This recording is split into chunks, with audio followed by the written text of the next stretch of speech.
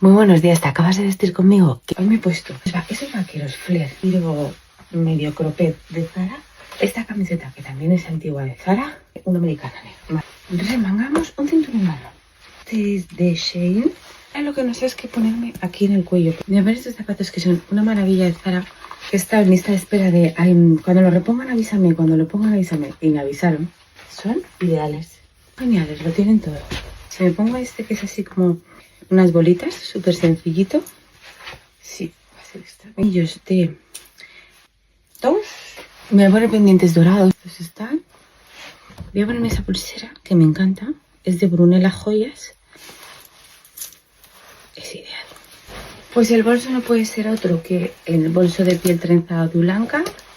Y pues como que tenemos look.